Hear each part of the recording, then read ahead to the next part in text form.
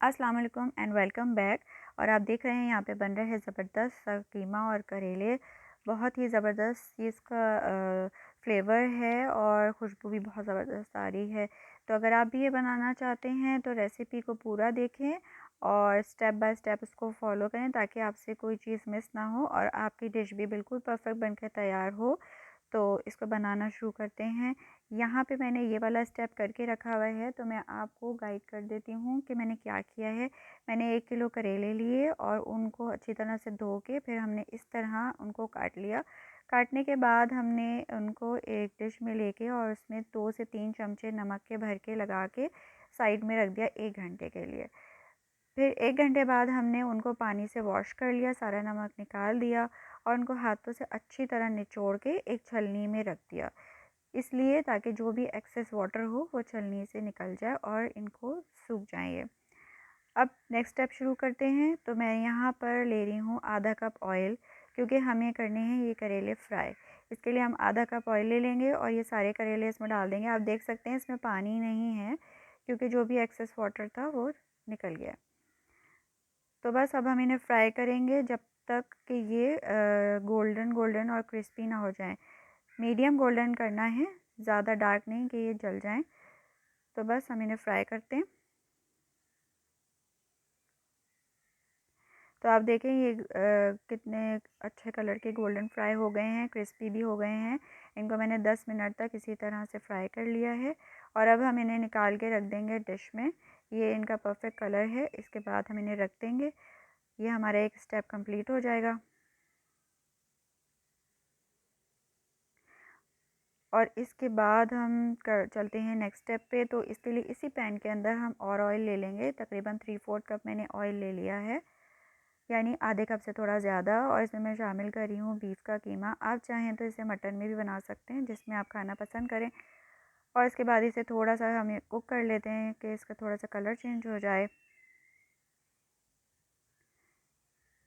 तो ये कीमे का कलर चेंज हो गया है और अब मैं स्टेज पे इसमें डालूँगी 1 चाय का चमचा लहसुन का पेस्ट और 1 चाय का चमचा अदरक का पेस्ट।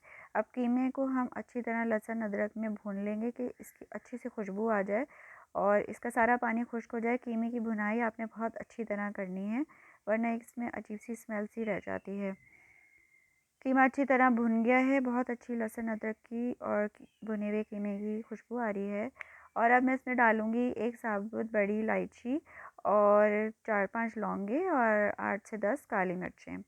मसालों में मैं डाल रही हूँ 2 टीस्पून पिसी हुई लाल मिर्च और 1.5 टीस्पून कुटी हुई लाल मिर्च, 1 टीस्पून धनिया पाउडर, थोड़ा सा नमक हाफ़ टी स्पून और हाफ़ टी स्पून हल्दी पाउडर। नमक और मिर्चें आप अपने टेस्ट के अकॉर्डिंग डालेंगे। अगर आपको ज़्यादा पसंद है तो आप स्पाइसी से कर लें, मिर्चों की क्वांटिटी बढ़ा लें। नमक हमने कम डालना है क्योंकि ऑलरेडी हमने नमक लगा के रखा था करेलों में। अब इसको भूनेंगे, तो भूनने के लिए मैं इसमें डाल रही हूँ आधा कप पानी। बस इसको दरमियानी आंच पे इसको भून लेंगे ताकि हमारा मसाला भुन जाए अच्छी तरह। अब मसाला भुन गया तो अब इसमें हम डालेंगे 1 चाय का चमचा कलौंजी और 1 चाय का चमचा मेथी दाना और 2 चाय के चमचे सौंफ। ये इसके बहुत ख़ास इंग्रेडिएंट हैं, ये ज़रूर डालने हैं आपने।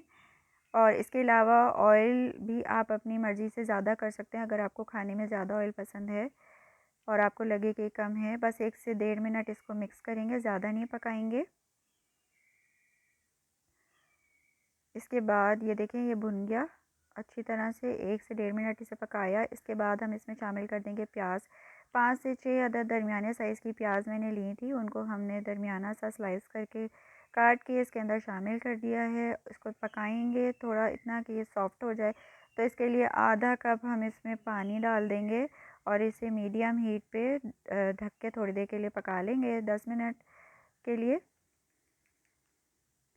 तो 10 से 15 मिनट तक मैंने इसको कुक किया, बीच में इसे चेक कर लिया था मैंने। और ये देखें प्याज हमारी इतनी नरम हो गई है।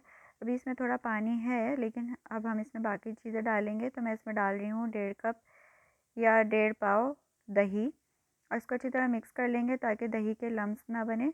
और इसके बाद हम इसे इसी दही के पानी में ही कीमे को पकने देंगे मीडियम हीट पर 10 से 15 मिनट के लिए, या जब तक कि इसका पानी खुश्क नहीं हो जाता तब तक आप इसे पका लें।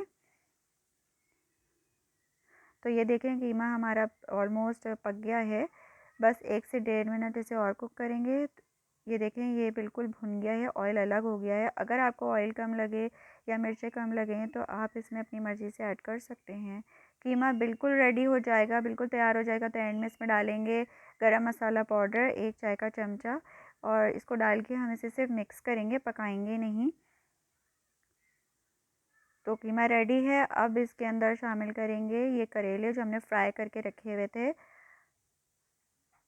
दोनों चीज़ें पकी हुई हैं तो हम इनको जो है सिर्फ मिक्स करेंगे, और इसके बाद हम इन्हें 10 मिनट के लिए दम की आंच पे पकने के लिए रख देंगे, ताकि करेले और कीमा अच्छी तरह से मिक्स हो जाएं, एक दूसरे के साथ पक जाएं और एक दूसरे का फ्लेवर आ जाए इनमें।